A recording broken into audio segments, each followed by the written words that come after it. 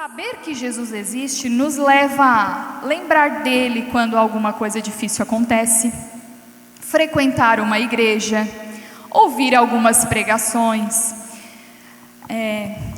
sentir no coração ou na mente algum constrangimento quando a gente está fazendo algo que não deveria, né? Quando a gente sabe, quando a gente já ouviu falar algo de Jesus, quando a gente já aprendeu um pouco dele, a gente fica constrangido quando vai fazer alguma coisa errada. A gente se compadece dos necessitados e a gente pode ter medo do futuro. Mas quando a gente o conhece a fundo, a gente tem sede dele, a gente lembra dele em todas as ocasiões, não só quando algo difícil acontece. Nós somos igreja, nós não apenas frequentamos uma igreja, nós estudamos a palavra, nós vencemos as tentações. Ao contrário de apenas sentir um constrangimento ao estar fazendo algo errado, nós, quando conhecemos ele a fundo, nós vencemos as tentações. Ao contrário de apenas nos compadecer, sentir dó dos necessitados, quando nós conhecemos Jesus a fundo, nós ajudamos os necessitados. Nós nos tornamos muito diferentes do mundo e nós sabemos que a nossa esperança de futuro está nele. Então, quando a gente conhece ele a fundo, nós colocamos a nossa esperança nele. E Jesus, ele recebeu alguns títulos, né? Quando a gente fala de Jesus, historicamente falando, ele foi uma pessoa que viveu, tem alguns registros científicos da existência dele, ao contrário de outras pessoas. E ele recebeu alguns títulos, de acordo com cada situação em que ele estava inserido no momento, ou que a pessoa estava inserida. Eu estou inserida numa situação e eu dou um título para Jesus de acordo com o que acontecer comigo naquela situação. Um desses títulos ele foi chamado de rei. Um dos milagres de Jesus foi multiplicar pães e peixes e alimentar uma multidão. Quando ele alimentou a multidão, as pessoas inseridas naquela situação disseram: ele é o novo rei, porque eles compararam aos reis de Israel que supriam a necessidade do povo, né? E ele multiplicando o alimento, o pessoal disse: a gente tem que nomear ele rei, e queriam fazer isso à força.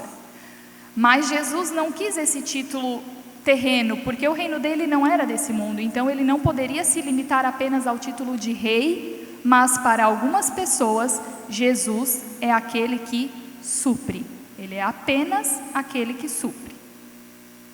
Outro título que Jesus também recebeu foi o de mestre. Hoje nós também falamos, né, o mestre Jesus, porque mestre é aquele que ensina, e Jesus trouxe com ele e espalhou, enquanto esteve aqui na terra, muitos ensinamentos. Todas as ocasiões ele sempre tinha alguma coisa para ensinar. Quando ele multiplicou os pães, quando andando no Sermão do Monte, quando ele se deixava os discípulos e saía para orar, pouco antes em todos os momentos tem algum ensinamento de Jesus. Então realmente ele era um mestre. Porém, ele não era só um mestre. Os ensinamentos dele nunca estavam sozinhos, meros ensinamentos, meras aulas, né? Meras dicas, como hoje a gente vê em algumas situações. Os ensinamentos dele vinham acompanhados de poder, de autoridade. Sempre acontecia algo grandioso junto com os ensinamentos dele, ou a transformação de uma pessoa, ou a cura de uma pessoa. E quando ele curava, ele curou, por exemplo, dizendo, em vez de ele dizer você está curado, ele dizia seus pecados estão perdoados. Ele curou, mas ele também ensinou que mais importante do que a pessoa ser curada era ter os seus milagres perdoados. Ele curou perguntando: queres ser curado? Jesus não sabia que aquele cara queria ser curado? É óbvio que ele queria ser curado. Quem está doente que não quer ser curado? Mas Jesus perguntou: tu quer ser curado?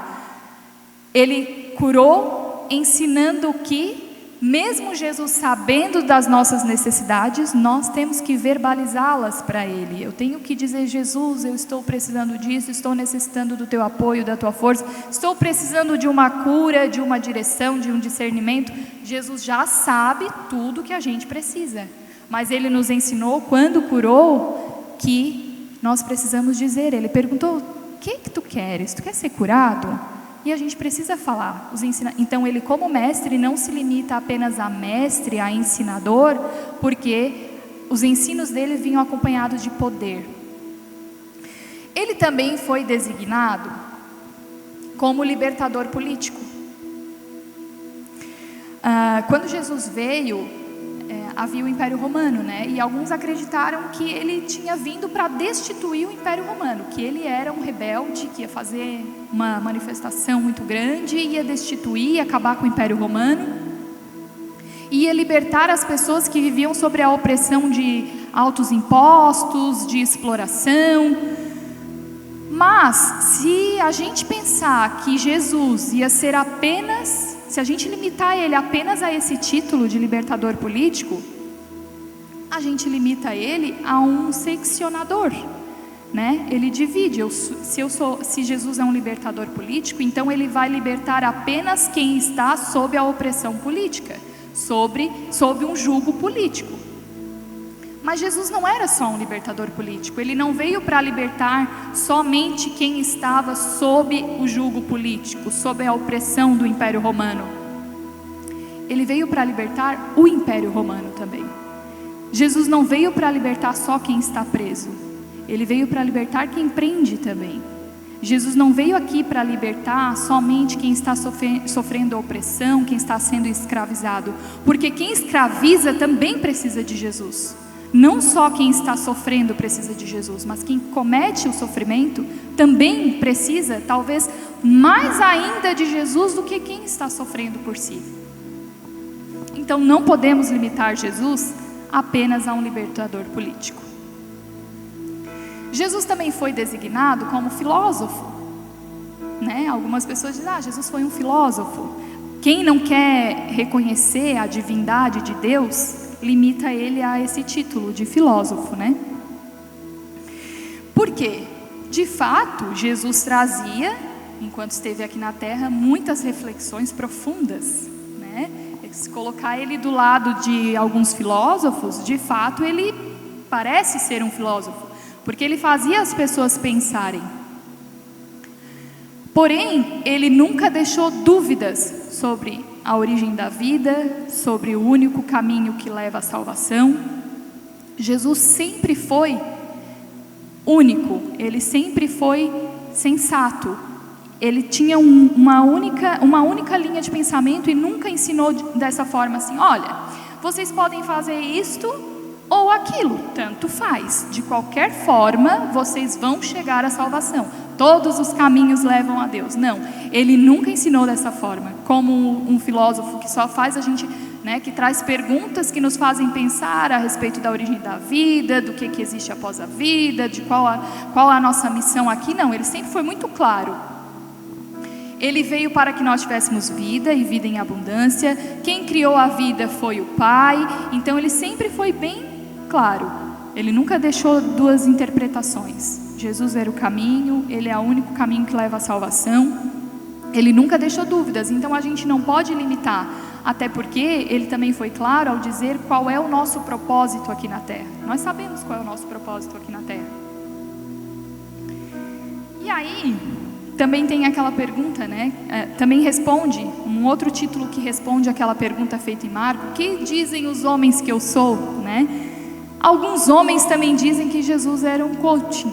Ele era um coaching. Coaching, né, no inglês vem de treinador. E normalmente o coaching, nas suas palestras, ele tenta motivar as pessoas, estimulá-las ao sucesso, independente da intenção do coração da pessoa que o está ouvindo. Não importa, a plateia está ali, está todo mundo ouvindo aquele coaching que está falando, e não importa qual é o desejo que está no coração daquela pessoa, qual é o plano que tem na mente daquela pessoa, se é um plano direcionado por Deus mesmo, se é uma coisa boa, se é uma coisa ruim, não importa. O coaching está ali para motivar, para empurrar para frente, para jogar para cima, porque você pode, porque você consegue. E aí algumas pessoas comparam Jesus a um coaching. De certa forma, olhando limitadamente para uma parte da vida de Jesus, a gente pode pensar duas coisas. Uma coisa, Ele era um menino que veio de uma cidade pobre, teve que se esconder para não morrer, né? Nasceu no meio dos animais lá. Com 12 anos ele já estava no meio dos mestres, né? Ensinando e aprendendo e lendo. Depois ele arrastou muitas multidões, quando ele falava, muita gente vinha junto. Então dá a impressão de que ele foi uma pessoa influenciada por um coaching, né? Que empurra para frente. Não, tu era pobre, mas tu vai vencer, tu é grande, e tu vai arrastando multidões, e fez muitos milagres e coisas grandiosas. Parece que ele era inspirado por um coaching.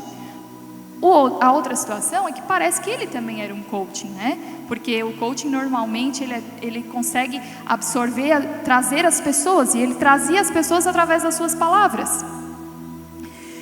Mas se a gente olhar para o que ele falava, é diferente do que um coaching fala, porque Jesus dizia: vai e não peques mais.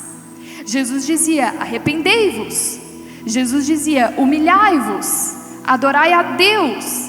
Então o ponto central de Jesus era que ele cresça e eu diminua, ao contrário do que a gente ouve dos coaches.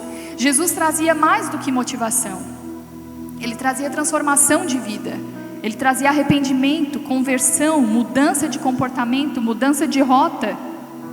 A intenção dele nunca foi nos jogar para frente apenas, nunca foi apenas nos motivar. A intenção dele aqui na terra foi nos aproximar de Deus, nos ensinar a ter um relacionamento intenso, integral e único com Deus. Essa era a intenção dele. O coaching, ele fala do que é terreno, e Jesus fala do que é eterno. Então a gente não pode limitar Jesus ao título de coaching apenas.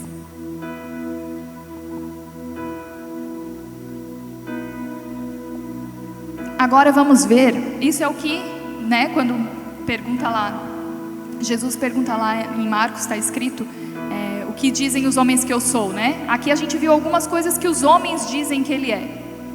E agora a gente vai ver o que Jesus fala sobre si mesmo. João 6,35.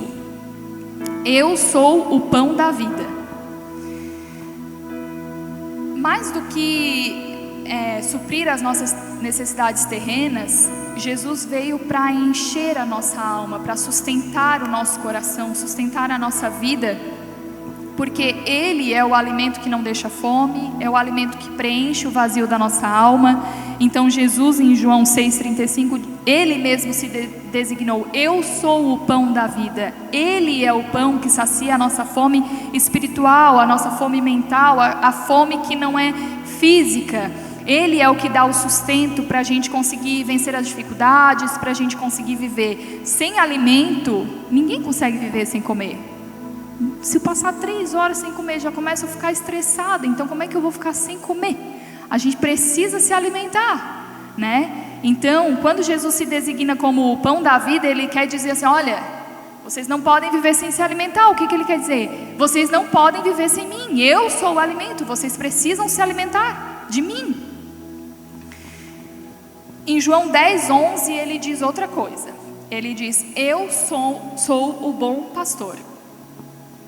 O bom pastor, o pastor de ovelhas, ele é o que cuida, é o que provê, é o que dá alimento, é o que cerca para que elas não fujam, que faz a guarda delas, que tosqueia a lã, que toma todo o cuidado, dá o alimento, dá a água, supre as necessidades, vê se elas estão doentes. E Jesus se designou em João 10,11 como sendo o bom pastor. E essas palavras não foi alguém que disse, Jesus mesmo se designou dessa forma. Porque Ele é o bom pastor, Ele é quem cuida de nós, Ele é que supre as nossas necessidades. A ovelha, quando ela tem um dono, ela não espera que outra pessoa venha suprir a necessidade dela, ela sabe que o pastor vai suprir a necessidade. E Jesus disse que Ele é o bom pastor, nós como ovelhas, Ele é o nosso bom pastor. Outro título que Jesus deu a si mesmo, João 8,12, eu sou a luz do mundo. Nós sabemos o valor que tem a luz. Hoje, se falar em apagão, em falta de energia elétrica, todo mundo já fica meio preocupado, né? Porque a luz realmente é importante no nosso dia a dia. Mas mais do que isso, a luz, ela revela a realidade, né? Quando a gente chega num lugar que a gente não conhece, se a luz estiver apagada, né? A gente pode tropeçar, pode cair, pode se machucar, pode vir bicho. Mas quando tem luz, a realidade é revelada. Quando Jesus entra num lugar escuro, num coração escuro, numa mente escura, onde ele ainda não estava, ele ilumina, ele revela o que precisa ser revelado. Um caminho sem luz é um caminho de trevas. E onde Jesus não está, há trevas. Então o coração hoje que está vazio, ele precisa deixar que Jesus entre para iluminar, revelar a realidade, mostrar o que está oculto. E se tem trevas e tem um pouquinho de luz, já começa a deixar de ser trevas. Não tem como as trevas continuarem sendo trevas se a luz for acesa. É automático. Se está escuro, acendeu a luz, vai ficar claro. Não tem como algo escuro com uma luz acesa permanecer escuro. Então quando Jesus entra, ele começa a clarear caminhos sombrios, mentes sombrias, decisões sombrias. Jesus dá clareza. E ele também diz em João 8:25 que ele é a ressurreição e a vida. Jesus ressuscitou várias pessoas e ele mesmo ressuscitou. Então quando ele diz que ele é a ressurreição e a vida, a gente não pode esperar de mais ninguém ressurreição de sonhos, de projetos, da própria vida. Ele mesmo ressuscitou, ele é a ressurreição e a vida.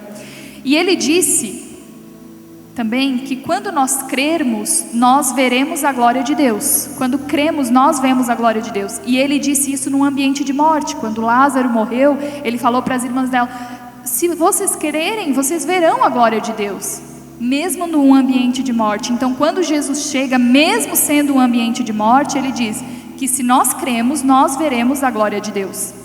Sem Jesus não há vida. João 4,16, ele diz: eu sou o caminho, a verdade e a vida. Jesus não deixou dúvidas, ele usou o artigo definido: eu sou o caminho, a verdade e a vida. Ele é o único caminho. Ele nunca disse: vocês podem escolher por aqui ou por ali, vocês podem fazer isso ou fazer aquilo, tanto faz que vocês vão chegar. Não, ele é o caminho. E ele foi claro: eu sou o caminho, a verdade e a vida. Já em Apocalipse 2:23 ele diz: eu sou aquele que sonda mentes e corações. Nós temos vivido um momento de apostasia, né, onde as pessoas têm virado as costas para o Evangelho. O que é santo está misturado com o que é profano. E aquilo que antes a gente reconhecia que era pecado, hoje já nem é tão pecado assim, já é relativamente aceito, hoje tudo bem. Nós também estamos inseridos no momento de estrelismo, onde é mais importante o que você faz, quantos que você tem na conta, quantos seguidores você tem, é mais importante a roupa que você veste, a valorização do que é terreno, daquilo que agrada o ego, né? O momento hoje tem sido dessa forma. Acho difícil alguém que não tenha visto isso. É aquele momento que um pouquinho não tem problema. Se eu não for na liga hoje não vai fazer falta, eu vou no próximo sábado. Chega no próximo sábado, aí Satanás já vai sorrateiramente chegando. É só um pouquinho. Hoje nós chegamos atrasados porque à tarde eu senti no coração de tomar café numa casa de uma senhora que ela viveu o luto há poucos dias e ontem ela precisou internar o filho dela que é viciado em crack. Ele já vai fazer 60 anos e ele é viciado em crack. E a gente foi só tomar o café. Chegando lá, tinha uma empreitada. O quarto dele, gente, vocês não têm ideia do que era o quarto dele. Ele mora, né? Está internado, mas ele mora atrás numa edícula. E ele morava num quarto com um banheiro. E sabe a rua assim da Cracolândia, quando passa na TV? aquilo era o quarto dele. Eu não sei, o sofá, tinha um sofá, eu não sei nem como ele dormia, tudo que ele tinha de... Gente, assim... E a gente entendeu que como estava o quarto dele, era como estava a mente dele, o coração dele. Pura sujeira, puro lixo. E ele teve vários encontros com Jesus. Mas Jesus não transformou a vida dele. E ele começou de pouquinho, assim, ó, um pouquinho não tem problema. Nenhum viciado em crack começou no crack. Nenhum. Vocês podem conversar com eles, pode conversar com os especialistas. Nenhum começa, saindo de casa, vou lá fumar uma pedra de crack. Não, eles começam no pouquinho. Numa bebidinha, com um amigo, é só um pouquinho, eu controlo, eu tenho controle. Daqui a pouco, da bebida já passa para um cigarro, do cigarro já não supre mais, é só um pouquinho. E aquilo vai enchendo a mente e o coração da pessoa, e o corpo fisiológico também começa a pedir, se torna uma doença.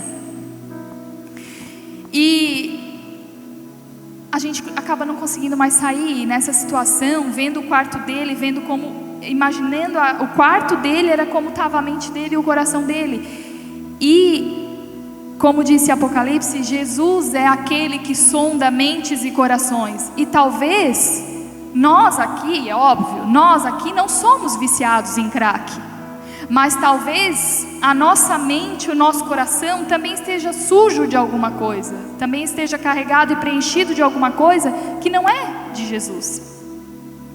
Ele também sabe, sondando os nossos corações, Ele também sabe quando nós estamos quebrados, dilacerados, quando nós não temos esperança. O Senhor conhece o nosso coração. E eu gostaria que vocês pensassem nessa noite, o que Deus tem sondado no seu coração, o que tem para Ele sondar? Você está deixando Ele sondar o seu coração e a sua mente? Ele é o que faz isso. Mas continuando o diálogo lá de Marcos, que ele primeiro perguntou: quem dizem os homens que eu sou? Ele também perguntou: mas vós, quem dizeis que eu sou? Quem nós dizemos que Jesus é? Porque nós tivemos um encontro com Jesus, mas eu comecei falando de conhecê-lo. E conhecer Jesus é mais do que apenas ter um encontro, é mais do que ouvir falar. E a Bíblia traz algumas pessoas que encontraram com Jesus. O jovem rico, em que ainda faltava algo, o jovem rico, ele disse: eu faço isso, faço aquilo. Era um exemplo, ele fazia tudo. Aí ele encontrou Jesus e Jesus o confrontou: tu faz tudo isso, mas ainda falta ir vender tudo que tu tens e dar aos pobres.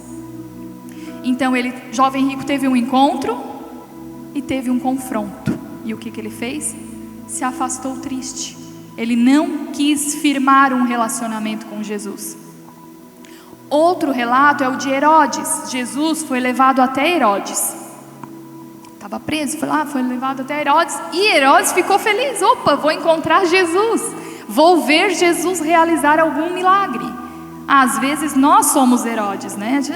Vou lá na igreja, entretenimento, vou lá encontrar Jesus, vai acontecer, o culto vai estar bom, e aí vai lá só ter aquele encontro com Jesus, se enche naquele dia, chega ali, larga tudo que encheu, chega ali na rua, larga tudo que recebeu no culto e vai embora. E Herodes, ele estava esperançoso, na expectativa de ver algum milagre. E aí, o que aconteceu? Jesus sequer respondeu às perguntas dele. Jesus não realizou nenhum milagre. Sabe por que a gente aprende? Que quando a gente quer se encontrar com Jesus apenas para receber aquilo que nós estamos esperando, Jesus não faz. Jesus é quem deve governar. Então a gente deve se encontrar com Jesus e firmar um relacionamento com Ele, passar a conhecê-lo, para ver o que Ele quer nos oferecer, para ver se Ele quer fazer o milagre, para ver se Ele quer responder às nossas dúvidas. A nossa expectativa, mais do que o milagre, é o relacionamento. Herodes perdeu a oportunidade de ter um relacionamento com Jesus e conhecê-lo a fundo, simplesmente pela expectativa de ver um milagre. É aquilo, né? Não importa o preço do perfume derramado, a presença vale mais. É a presença de Jesus que vale mais, não o milagre que ele faz. Outro exemplo, que é o último, eu já estou encaminhando para o final, os nazarenos. Lá em Nazaré, todo sábado, Jesus ia na sinagoga ler as escrituras, como era de costume. E um dia ele foi ler, e ele leu Isaías, um texto que falava que ele viria e os olhos estariam fitos nele. E Jesus leu na frente. Quando ele foi sentar, ele percebeu que os nazarenos, o pessoal que estava na sinagoga, todo mundo ficou com o olho fixado em Jesus. Jesus estava lá, como de costume, todo sábado, lendo, igual a gente. Todo domingo está na igreja, encontra Jesus. Só que os nazarenos olharam para Jesus, mas não aceitaram a Jesus. Eles tiveram um encontro, até mais de um encontro, porque todo sábado estavam lá, assim como vocês todo sábado estão aqui na liga. Mas eles não tiveram um relacionamento com Jesus. Eles não passaram a conhecer a fundo Jesus. Eles não enxergaram a oportunidade de ter um relacionamento com Jesus. E nós às vezes somos os nazarenos, né? A gente está aqui todo sábado e acha que é simplesmente vir na liga, acha que é simplesmente vir no culto, acha que é simplesmente estar na igreja ou ler a Bíblia um dia. E não, conhecer a Jesus é algo muito mais profundo, requer muito mais de nós, requer mais do que um encontro apenas. E para concluir, eu quero ler um trecho de um livro com vocês. Um livro que eu estou lendo, que diz assim: em um encontro com Jesus, apreciamos muito bem as palavras que dizem respeito ao que Ele pode fazer em nossas vidas. Mas ficamos desconcertados quando o mesmo Jesus, por meio da mesma palavra, nos leva a refletir sobre muitas de nossas atitudes que se assemelham a quem ainda não o conhece. Igual o jovem rico, quando foi confrontado, aí a gente, peraí, eu gosto muito de Jesus, de ouvir as palavras de afago, do consolo, mas do confronto eu não gosto. É confortável ouvir que Jesus veio para evangelizar os pobres, curar os quebrantados de coração, libertar os cativos, dar vista aos cegos, pôr em liberdade os oprimidos e anunciar o ano aceitável do Senhor. Mas quando Jesus começa a mostrar o que realmente está em nosso coração, chamando-nos a conhecer numa caminhada com Ele, encerramos o encontro de maneira rápida e ainda não desejamos mais estar junto dEle. Conhecer Jesus é também conhecer o que se passa nas regiões mais profundas do nosso ser. Quando nós conhecemos a Jesus, nós nos conhecemos muito mais. E quando estas regiões começam a vir à tona, paramos na caminhada em conhecer a Jesus e nos contentamos apenas no encontro com Ele. Eu quero que nessa noite vocês saiam, apesar do sono, das distrações, eu quero que vocês saiam convictos que todos nós necessitamos de mais do que o encontro com Jesus. Nós necessitamos de um relacionamento com Ele. Todos foram num acampe e alguns até testemunharam dizendo: aqui eu tive um encontro com Jesus. Mas e aí? Você vai deixar só no encontro? Foi só um encontro? Ou você quer um relacionamento com Ele? Estar todos os dias com Ele, passar a conhecê-lo mais, a ponto de você se conhecer mais, de vir à tona aquilo que precisa ser corrigido, que precisa ser arrumado, mas também vir à tona o consolo que você precisa, o apoio que você precisa. Não deixe ficar só no encontro, só na liga, mas tenha um contato direto com Jesus. Ele está sempre lá esperando, não só para um encontro, mas para um momento íntimo, para um relacionamento profundo, onde você fala, é ouvido, ouve. Quanto mais intimidade nós temos, mais nós o conhecemos. E não é como conhecer uma pessoa que na convivência aqui, o ser humano, nós convivendo com as pessoas, nós começamos a ver os defeitos da pessoa. Jesus não tem defeitos. Então nem por isso nós temos que ter medo de ter um relacionamento com Jesus. Quanto mais nós nos relacionamos com Jesus, mais nós vemos o quanto Ele é perfeito, o quanto Ele é suficiente nas nossas vidas. Se hoje nós olharmos para nós mesmos, para dentro, você pode dizer que você tem um relacionamento com Jesus? Você se relaciona com Jesus? Porque Jesus, Ele é o que supre, Ele é o rei que supre. Ele é o mestre que ensina com poder. Ele é um libertador político, mas também é libertador do político. Ele é um coaching, mas Ele não é só um coaching. O que Jesus é para nós? Se alguém for perguntar para você, tu vai na igreja, tu é crente, mas e quem é Jesus para ti? Tu tens uma resposta para dar? Quem é Jesus no teu dia a dia? Ele é uma pessoa constante? Você é uma pessoa constante em Jesus? Como está seu relacionamento? Quero que vocês se coloquem de pé. E Jó, para encerrar, eu quero orar com vocês, na esperança de que o que Jó disse, no capítulo 42, versículo 5, aconteça com cada um que está aqui dentro também. Jó, ele disse assim, antes eu te conhecia só de ouvir falar, mas agora eu te vejo com os meus próprios olhos. Que o Espírito Santo nutra no seu coração um relacionamento tão intenso com Jesus, que você sinta falta dele, assim como sente falta da água, assim como sente falta da comida. E que em cada decisão,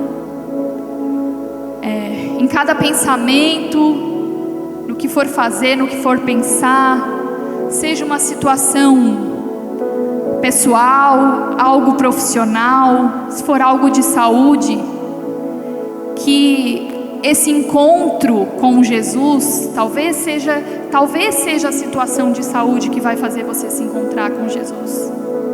Talvez seja um amigo que vai fazer você se encontrar com Jesus. Talvez seja uma causa na justiça, seja o desemprego, seja um término no namoro. Todas essas coisas podem fazer você se encontrar com Jesus. Mas só você mesmo pode fazer você ter um relacionamento com Jesus. É só o seu coração que vai direcionar isso. Então eu quero que vocês fechem os seus olhos.